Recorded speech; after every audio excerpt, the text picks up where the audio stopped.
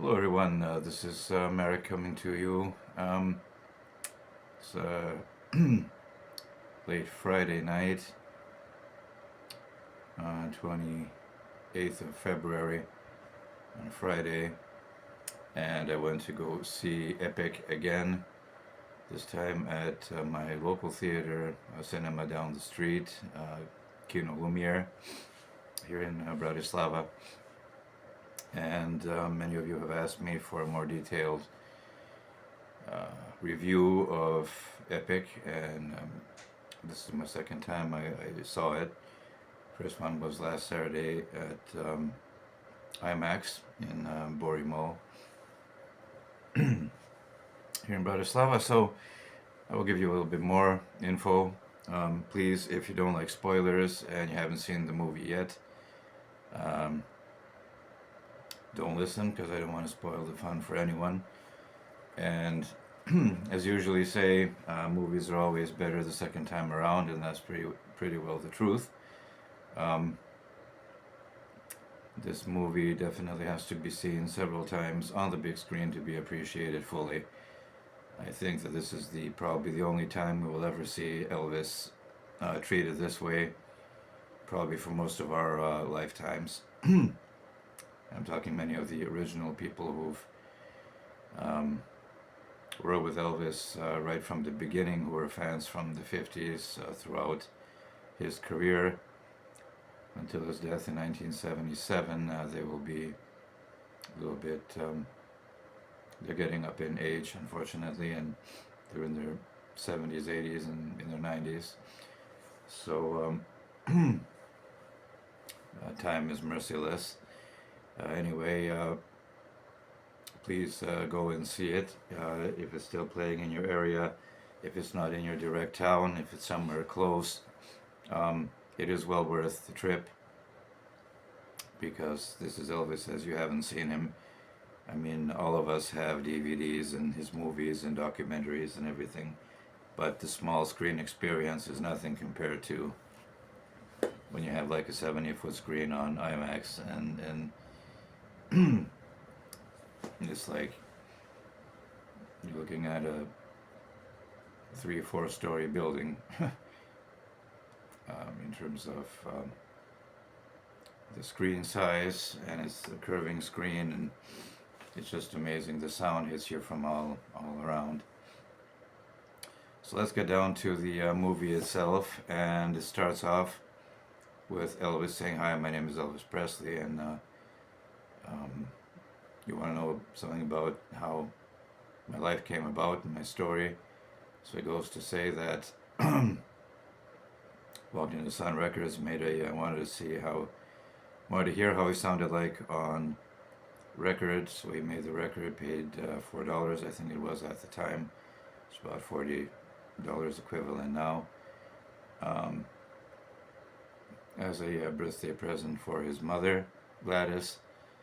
But it could have been that he just wanted to hear how he sounded, because he was listening to the radio from his youth, and he liked the old country and western singers. He liked to listen to Dean Martin and the crooners and that, so it was all these different kinds of music that he was exposed to. And so yeah, that's all right. Mama is a bit of a fluke, and it comes off as, gets regional airplay, all of that. He goes on tour, mostly southern states up until that time.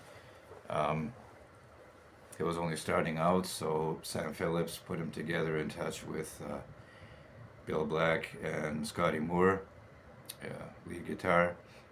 They both had day jobs and everything. They were only doing music as a weekend thing and part-time. So it was, excuse me, another part of the Elvis story that I actually have a problem with is that when Elvis first walked into Sun in 1953, Sam Phillips was out, and his assistant slash secretary, but she was far more than just a secretary, Marianne Keisker, was there, and she was the one who initially interviewed Elvis, said, "Who do you sound like?" Famously said, "I don't sound like nobody." Um, and she recorded Elvis. He paid his $4. She gave him the acetate. It was only a one-off to take home, and but she made he did a impression on her. By the way, he was humble. He was staring down at his feet. Didn't make eye contact. But there, she said, it was really something about him, even back then. And he was like 19 at the time, just graduated high school a couple of weeks earlier, and he recorded That's When Your Heartaches Begin and My Happiness, which he wanted to play for his mom. So she's been relegated to basically just being the secretary, and Sam Phillips gets all the credit for discovering Elvis. But if it wasn't for Marion and believing she was the first person who gave Elvis his break by writing down, she said, "Good ballad singer holds, put it in the file." And this was a couple of months later when Phillips was looking for somebody to sing a certain rhythm and blues type song. And Phillips was always famous as saying that if you can find Caucasian white male to sound like an African American or black blues singer, then he'd make $1 million. That was what he was looking for. Back in the day, in the early 50s, young white men simply didn't sing rhythm and blues or blues, which was, as they said, it was more the colored people singing it, which was blues and gospel and spirituals out in the fields, cotton fields. And but Marion, yeah, she was the first person who really gave Elvis the break.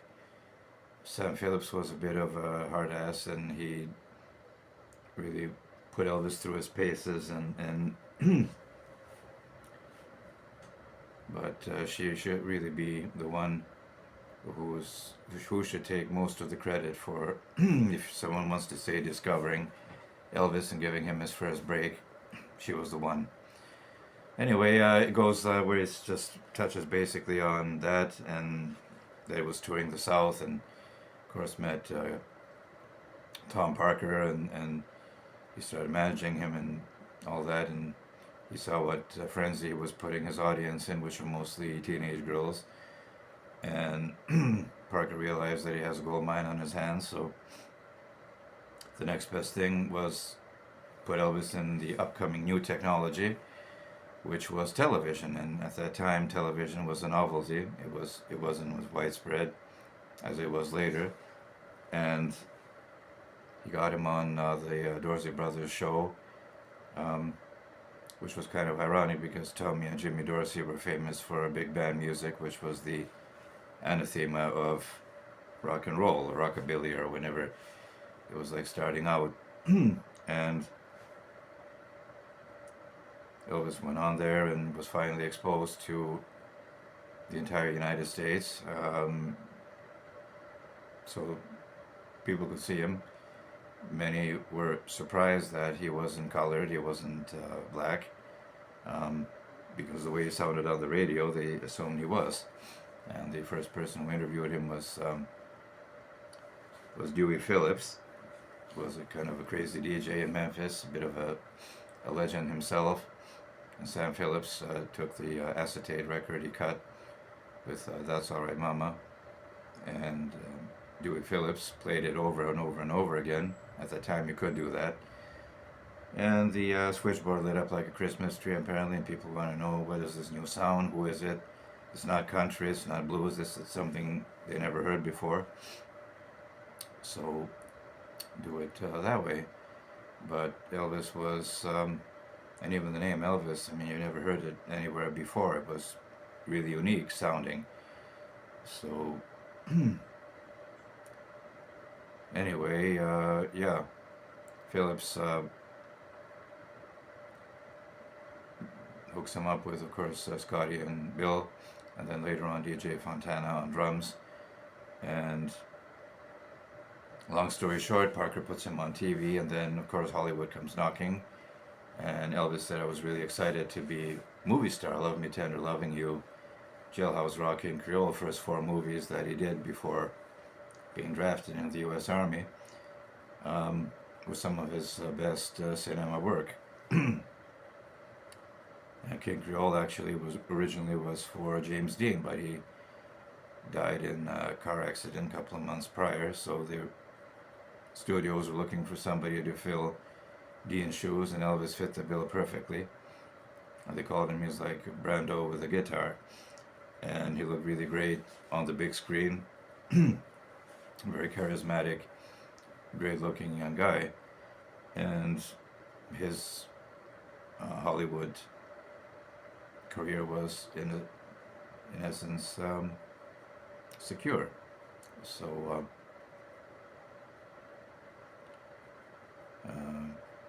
then of course after he came out of the army, he was welcomed back by Frank Sinatra and Sammy Davis in the Welcome Home Elvis special. Sinatra capitulating to the pressure that rock and roll wasn't just a fad, it was here to stay. And Elvis had his first big comeback of sorts in 1960 after he served 2.5 years in Germany in the armed forces. And he was definitely, it was interesting that Sinatra finally embraced him and said, well, you're okay, just like Ed Sullivan did before Elvis went into the army. He says, it's a real decent, fine boy. And it, in essence, cleaned up some of the nasty press coverage that was following Elvis at the time. And where things started to go wrong was the first movie that came out from his army years was G.I. Blues. Now, people have always said, well, G.I. Blues was a fun movie, it was really great, there were some cool songs in there and all that, but there was the first time when Elvis heard some of the songs in it. He said, I don't like singing this, and what am I doing singing a nursery lullaby to a baby, Big Boots, and the only decent song there was Doing the Best I Can and G.I. Blues. Then they made him sing Wooden Heart. So even then, they already started putting him, molding him into this family guy. Not a threat as he was in 55 and 56. 1956 was the year he exploded worldwide as a global superstar and the first real star of rock and roll. So G.I. Blues was the first movie that kind of let Elvis down, and he started thinking, well, all right, I'll do this, but it's a musical, but I will get back to hopefully doing rock and roll again. But unfortunately, it wasn't to be, and even when he did more heavier roles like Flaming Star, Wild in the Country, the box office just wasn't there, and the fans went to the movie theaters and they said, well, we don't want to see Elvis in a drama, we'd rather see him happy-go-lucky, the guitar playing to someone, and just having fun, having a ball.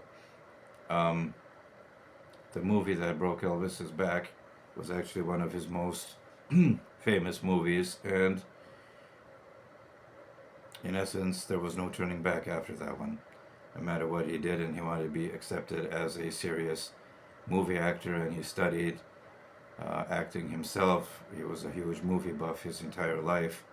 He rented out the movie theaters in Memphis to watch the latest movies, and he was just abhorred at the material he was given, the scripts and everything. And in EPiC, he does talk about that in the interview, and he says, well, the movies were getting worse and worse, and the movie that did him in was Blue Hawaii, which was a double-edged sword because it was his most successful venture up to that point. And his movie Blue Hawaii was full of lovely songs and all that, but very far from threatening rock and roll.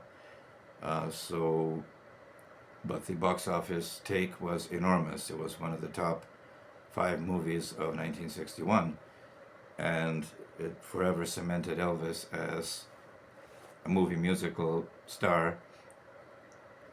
And unfortunately, the fans dictated that any of his other movies where it was more a drama, like Flaming Star, the box office receipts just weren't there. The money wasn't made. So Parker said, well, we have to concentrate on what the fans want, not what you want. So Elvis, at EPiC, it's a whole mixture of cutting back and forth from scenes in the movies and like Harum Scarum and Double Trouble, and the ones that progressively were less and less in quality. I mean, all of them made money. All of them were humorous to a degree. They were made to be escapist fare. They weren't made to be Oscar winners or go down in movie history. They were light pieces, 90 minutes, 2 or 3 times a year. Spring break, summer, and Christmas. Always a new movie came out, so people, especially students, young people, had a chance to go and appreciate the latest Elvis flick previous to the movie being released. They had a terrific formula where they released the soundtrack, so it was already an excellent marketing ploy to get people to not just go to the movie theater and cinema, but they also bought the soundtrack. So you love Blue Hawaii, you got the record with all the songs on it, and everybody made money, everybody was happy. So, but then of course when the movies were worse and worse, then Elvis was just really unhappy about it and was waiting until his movie contracts ran out. The problem I have is that in EPiC, there's the movie career, and suddenly there's talks of rehearsals and putting him in Las Vegas on stage at the International Hotel. And the most important piece of the jigsaw puzzle was left out. I don't know whether it was copyright grounds or what happened, but there was no mention of the NBC TV special, better known as the 1968 comeback, where Elvis took control of his career. Back again, it was the first time that he overruled Parker, said, no, I'm going to work with Steve Binder, and we're going to put this together, because Binder said, your career is in the toilet, man. If you're going to do Andy Williams, Perry Como style Christmas special, singing to kids with Santa Claus and in a cheesy red sweater, singing an hour worth of Christmas fluff and say Merry Christmas, good night, that's the end of your career. You're never going to recover. And Elvis had all this music in him. He wanted to keep exploring. When he was in the army, he was subject to buying records, and they were given to him by different artists. He was exposed to Italian opera. He was exposed to listening to German and French singers and many different languages and customs and that. And in the army, when he was with Charlie Hodge, he met Charlie on the troop ship heading over from New York to Germany. And of course, he had lost his mother prior, so he was devastated. Elvis was, and Charlie was a Southern boy from Alabama originally, and he kept working with Elvis when they were staying off base, off the barracks. They were always working together, listening to new music, and Elvis was exposed, and Charlie kept working on expanding his vocal range and attempting songs like O Sole Mio, which was then later translated to Is Now or Never, but it's originally an Italian love song from Naples, and it was sung by the greats from Caruso to Mario Lanza. So Elvis was exposed to this music, and he had all this music in him, and he wanted to really put his stamp down again, because in the 60s started out promising. The movies were okay, they made money, but then come 63, 64, you had the British invasion. You had the Beatles coming over. The Beatles went #1 everywhere. And suddenly they were selling out Shea Stadium in New York, 70,000 people. Um, and Elvis was making Harem Scarum in Paradise Hawaiian style. So naturally, when the Beatles went and met with him in 1965, he was just wrapping up Harem Scarum. And it was John Lennon who said, well, why don't you do rock and roll records like you used to? And that really, really struck close to home with Elvis, because it was like, well, I can't really have a lot to say in what I'm singing. They give me a script. They tell me when to come to set and what songs I'm going to sing. Many times he walked out in disgust saying, I think the final straw was singing Old MacDonald and A Dog's Life to real life dogs in a helicopter and all this. So it was just really embarrassing. And yet you had Bob Dylan and you had the Beatles and you had the Rolling Stones and you had all these other groups. It was the dawn of a new, like the age of Aquarius. It was the mid-60s, and America and the world were no longer in the 1950s and the early 60s. You had the Vietnam War. You had first time young people said, no, we're not going to go halfway around the world to kill. Why do we want to kill those people over there? They're just as afraid as we are. And many people have refused the draft, and they escaped to other countries, and America was in turmoil, and you had the Kent State shootings in Ohio, and you had protesters and the hippie movement and LSD and drugs and everything flourished from 66 onward. And you had the assassinations, JFK, Martin Luther King, Robert Kennedy. It was like, what's happening?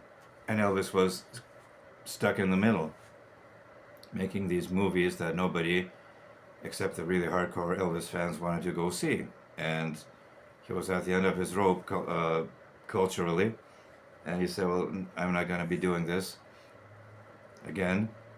And the comeback really freed him, but there's no mention of the comeback at all in Baz's movie.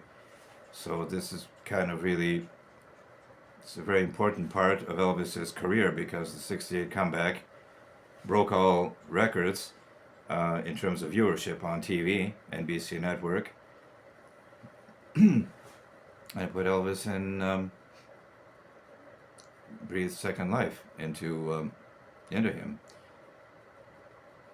So, okay, so let's say, okay, comeback is gone, so they're showing him in rehearsals in Vegas. But again, this was already his second Vegas engagement when they were shooting That's the Way It Is in 1970, because he had, in 1969, in July, he came back on stage, but he wasn't wearing the concho or the fringe suits. That was in 1970, but he was wearing a simple herringbone two-piece, like a Cossack outfit, jacket, and trousers, and those were never filmed, unfortunately. I don't know what Parker was thinking, but none of that footage exists except really grainy, what fans were able to sneak in there. Mostly the ladies had their purses and they had little cameras in them, and you could only take a couple of seconds. This was the problem with that era, was you didn't have state-of-the-art anything. So you had a small, you had like small reel-to-reel cassettes, not even modern cassettes, but this was like an actual reel, and only could fit, I don't know, maybe 10, 15 minutes of a song. And of course you had Parker's security people up looking around in the showroom and confiscating cameras and whatever. So it wasn't allowed, which was really stupid, because all these shows were making money, and everybody would have loved to put their name down and purchase a souvenir, either an audio record or even better, a video thing of the show. And none of these were ever recorded. But anyway, when we get back to That's the Way It Is, that was a fantastic first opportunity to show Elvis as he was in rehearsal. And in this we have a whole jumble of images and snippets, maybe 5 or 10 seconds of a song, like when he was trying out yesterday, or Ghost Riders in the Sky, and it's only little fragments of these songs. And I would love to have heard. I was hoping there were going to be more of the songs that he didn't even actually put into his final shows, because they were trying out like 100 or so songs, and they narrowed it down to 20 that they really started working on with the orchestra, with all of that. Because in these first tryouts, it was just bare bones. It was Ronnie Todd on drums and Jerry Sheff on bass, guitar, and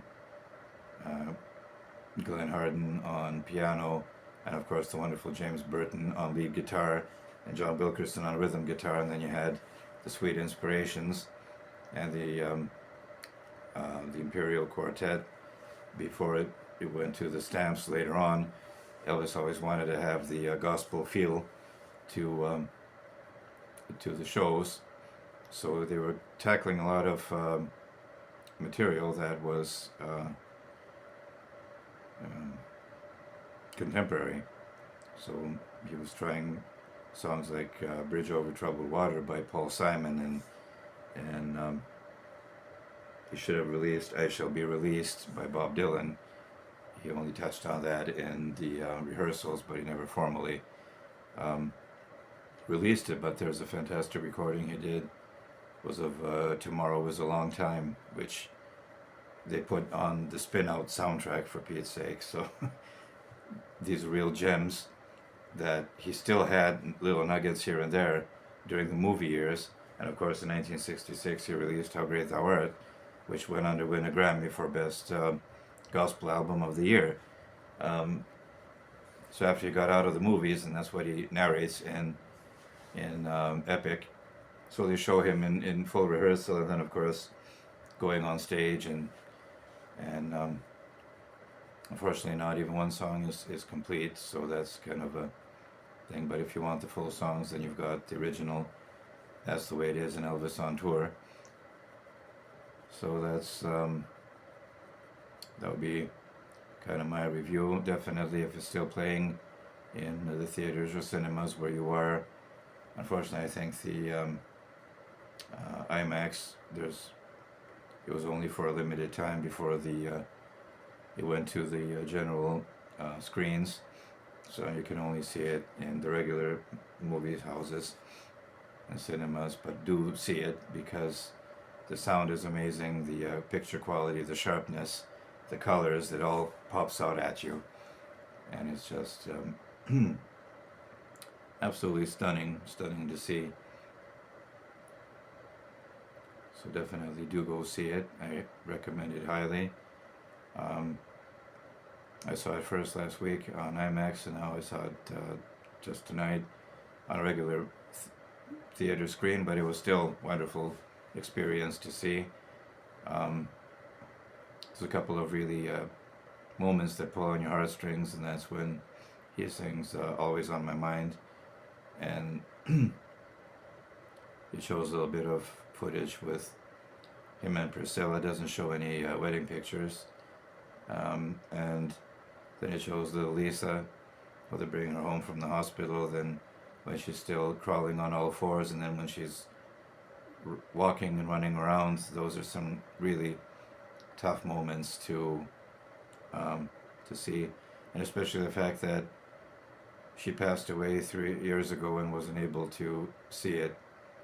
And it's just she loved the first movie that Baz did with Austin Butler, but unfortunately this one really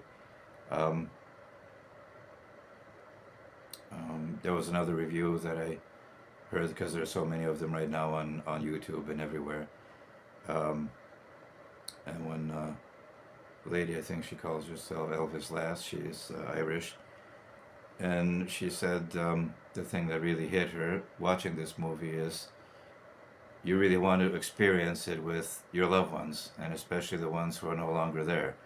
For me, the first person that even turned me on to Elvis was my grandmother, and she had a little record player in her room, and I used to go over there after lunch and that, and she had these little records, and just Elvis and Johnny Cash. She really loved them, and that's where I got my love for this era of music and these artists.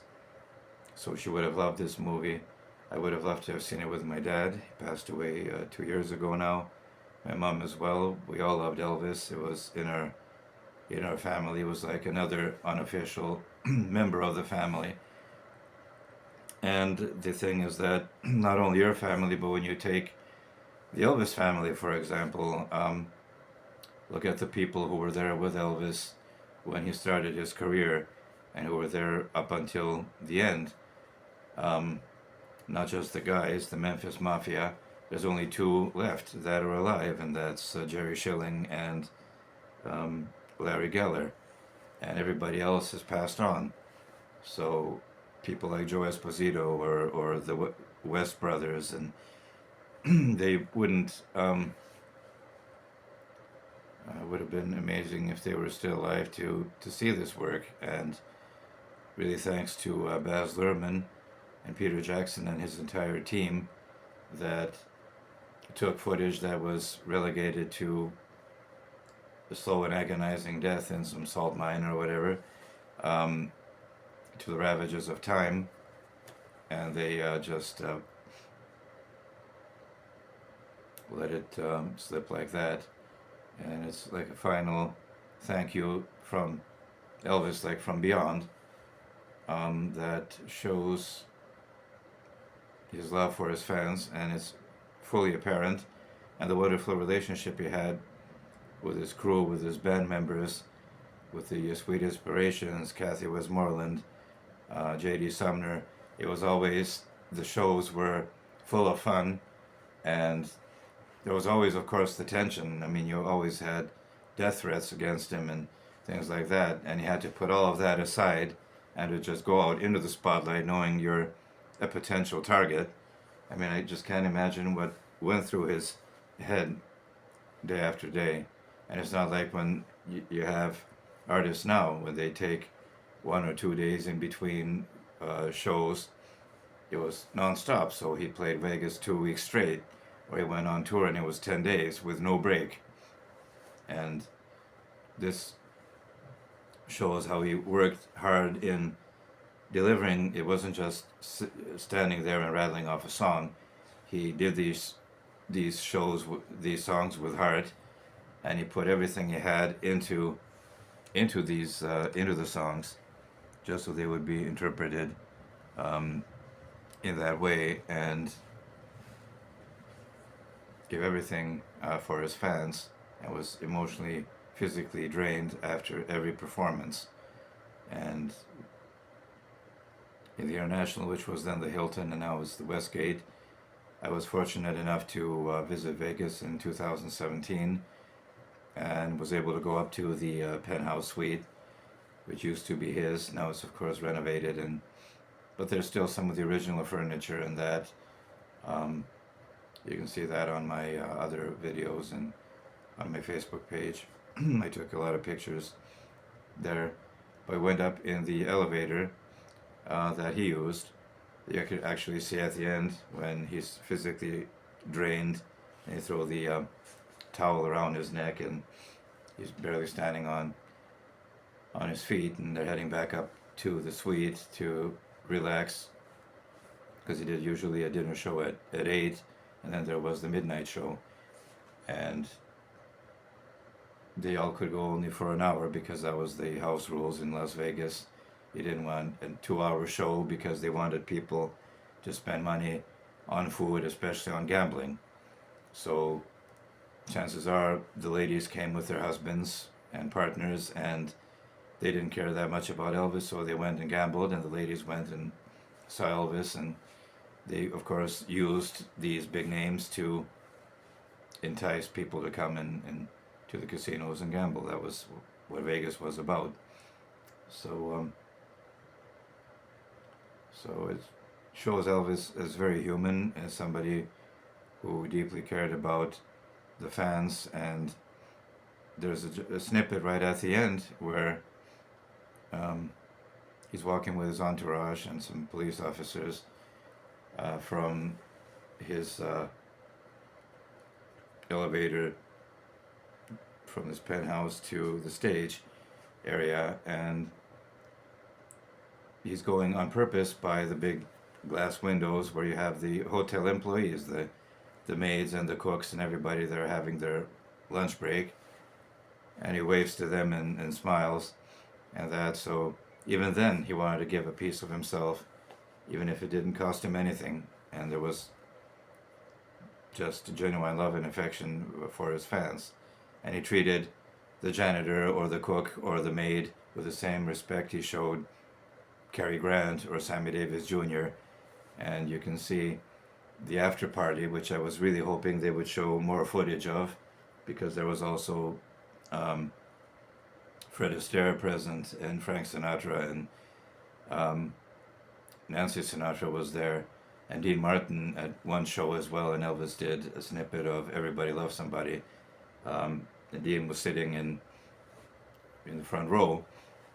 And unfortunately, I don't know whether that was filmed or not, but there is evidence of it, and I was hoping that they would show more of the after party. And Elvis looks fantastic. The coloring is great. What I really loved was on tour. If of course I first saw it on VHS, and then of course with DVD, and then they remastered, but always his appearance and on tour was a really white, kind of yellowish, pasty, unhealthy look. And finally here, it's beautiful color, it's sharpness, it's him at his best even in on tour. He was still on fire, he was still king of the world. This was a year before the Aloha show. And there's many pieces from on tour where he's wearing different jumpsuits, which you haven't seen in any of the onstage footage. And there's one particular scene where he's wearing the red Burning Love jumpsuit and cape. And then he falls on his back and looks up at the ceiling and says, hope some lighting fixtures don't come down and flatten him like a pancake. So he was really joking with people. And it's in perfect quality, so those shows must exist, because on tour. And of course, I can't for the life of me imagine why the Madison Square Garden concerts weren't filmed professionally, as they were the highlight probably before Aloha. And some people have said that the New York concerts, Madison Square Garden, are even far better than Aloha, because in Madison, I'll call it MSG, as the fans do, MSG, Madison Square Garden concerts, Elvis was really at his best. The crowds were into the music, they were loving what they heard, and you just don't get that vibe in Aloha. They're more polite, more reserved, and even he's kind of singing with the weight of the world on his shoulders, because hey, we're going out live on satellite to half the world. At the time, the population was like 2 or 3 billion, and it went out to over half. And then it was shown a couple of months later in the U.S. But the Asian market, Australia, New Zealand, all the Asian countries saw it live in real time. And this was never done by anyone. Sinatra wouldn't attempt it. Nobody did. And Elvis was the only one who could pull that off. And again, that was a little bit of Parker scheming to kind of pacify Elvis regarding not touring globally. Because there's even a snippet of Elvis's Madison Square Garden press conference where he's wearing the blue suit and the big gold belt and everything. And he's just saying, yeah, I do want to tour Japan, I want to go to Britain, I want to go to Europe. I've only been there in the service, and then I was forbidden to sing. But I would love to see those countries and tour globally. Of course, Parker couldn't do it because he was a illegal alien with no passport. And now when you know the full story, it really hits you, and you make Elvis, you love him even more because of what he wanted to accomplish and couldn't. So it was, I would say that is really heartbreaking, because you realize at the end, and it even says that he did over 1,000 concerts between 1969 and 1977, but he never toured out of North America. So that's just awful, because everybody else did. And Elvis was just a prisoner in his own country, and the only concerts he did were in the 1950s were Canada, which were Ottawa, Toronto, and Vancouver. And Montreal, they banned him. So he didn't do a show there, but Vancouver was really rowdy, and he couldn't even do a full show because the fans stormed the stage, and he just left with his barely the clothes on his back. But EPiC, definitely, this is a movie of all movies to see. They made it, of course, with all the snippets at the beginning to show his career, 1950s, the movies, why he was dissatisfied with the quality, and what made him come back to do Vegas and that, because he was booked in Las Vegas in 1956 in April and May for several weeks, but at that point Vegas was mostly older people, and they just didn't get rock and roll, and they were used to the Sinatra treatment and big bands and that accompanying the singers, and Elvis was on stage with just Scotty and Bill and DJ and the Jordanaires, and it just wasn't Vegas-y enough. So but at least it exposed Elvis to go and see other entertainers and singers that were playing Vegas at the time, and they all made an impact on him, and then he took many of these things to heart, and that's where his Vegas persona came about. But thankfully the bloated and fat Elvis, as the media used to make fun of ever since he died, they're showing Elvis at really his best, apart from the comeback in 1968 when he was 33 years old. I'd say that was him at his peak. But 69 to 73 were really the years from 68 to 73. And then from 1973, unfortunately, with his divorce and financial problems and health issues and all that, it started declining all the way to 77. So it's hard to imagine when he was 33 years old in 1968, he wouldn't live a decade to 43. So he passed away in 1977, and that was not even a decade after the comeback. So definitely, it's a thing to go see with the family. You'll get more younger people, the newer generation, interested in Elvis and what he was about, and it'll make people notice and go out and look up more videos on YouTube, and it's been getting a lot of very favorable press worldwide. The soundtrack is doing a lot of great business on the streaming services like Spotify and Apple Tunes and everywhere, and many people don't like the some of the remixes, and of course they did have to be done, so it'll be a bit more fresh 2026 sound, as opposed to just rehashing the same content that was already on the market for over 50 years. So you don't want to be spending money on a CD to have the same sounding versions. And I think some of the mashups and the were done really tastefully. It really gives you a taste of what attending an Elvis concert in Vegas and the entire era of 1969, 1970. At that point, well, I was only about 2 years old at the time, so I was 8 when Elvis died, and I remember that day like today, like yesterday. It was really the impact was to see, looking out my flat window, and I saw people, women hugging and crying each other. They were coming home from work, and that's when the news broke that Elvis has passed away at the age of 42 in Memphis, and at a point I really didn't know who he was. I thought, well, I did know, but I didn't realize the full impact he would have on the grown-ups at the time.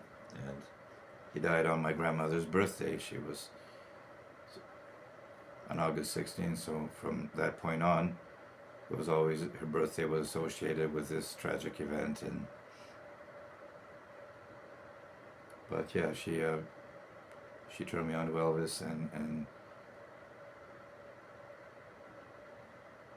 it's just amazing the legacy he left behind, and it makes you think of all the people that could have seen it. I put some of the blame on Graceland Elvis Presley Enterprises and these people, and of course the studios. They really should have put this footage out much more sooner, so the people who were around with Elvis will be in their 50s and 60s. They could have enjoyed it much sooner than now when they're in their practically 80s and 90s. But Baz at least made the legacy vital and fresh again. It could be called Make Elvis Great Again, but Elvis was always great. But there were years, like in the 80s and 90s, when you were barely hearing about him, and mostly it was negative press, and the newspaper people and the press and the newspapers and magazines and everybody were always taking the worst, like the craziest fans and the most off-the-wall, really crazy people, and running with that and putting that on the TV and saying, well, that's what Elvis was, and his fans are nutcases and all that. So it really didn't help matters. But Baz did a lot of good work with the Elvis movie, like it or not. Many people hated it, many are on the fence. I'm kind of 50-50. There were a lot of liberties, but again, how can you fit somebody's life into 2.5 hours? I mean, it's next to impossible, and especially someone as vibrant as Elvis's life was. You just don't, you can't really tell that in such a short amount of time. But it's definitely worth seeing, and I'm rambling on and on, so I'll stop right now. And so if you can still see it in the movie houses and the cinemas, please go see it. Unfortunately, IMAX is gone, but maybe there will be the reschedule in the future. But do see it on the biggest screen that you can. I know it's going to come out on DVD, it'll be on Blu-ray and all that, but most people only have smaller TVs in their homes, unless you have a... I recommend getting a video projector. You can get them used in the local bazaars and Craigslist and things like that.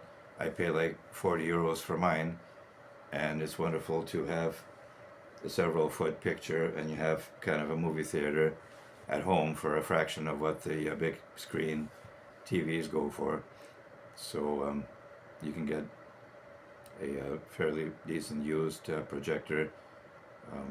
And of course there are new ones out there as well, state of the art, laser picture, all that. So and of course Elvis will live on, and thankfully to Baz and company for making EPiC and for putting it out there and making Elvis really relevant again, and getting the young people to investigate his musical heritage, what he left us. Because in less than 10 years' time, the people who knew Elvis, his co-workers, his family, friends, the people who were there with him physically in the 50s and 60s, they'll all be gone. That's the unfortunate march of time. Is really cruel, and it's like really bad. And so you'll this movie you'll appreciate. So I do thank you very much for joining me, and stay tuned here. If you haven't subscribed yet to my YouTube channel, please do. You click on info, and it also shows my various Facebook pages. I'm on TikTok as well, so it puts everything more in perspective, and it's really great. So I love all of you a lot. Thank you for standing by me ever since through the pandemic years and everything, and it's going up to 7 or 8 years now that I've been doing shows here on Facebook and YouTube and that, and I'll continue doing them.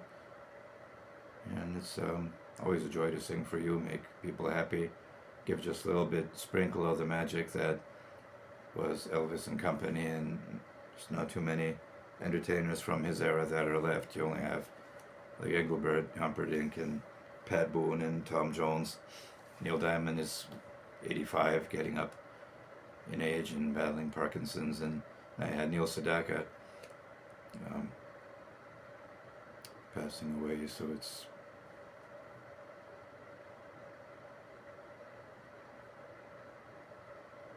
so thank you very much for joining me. God bless, stay safe, and good night from Bratislava, and I'll post when the next show will be. Alright, thank you.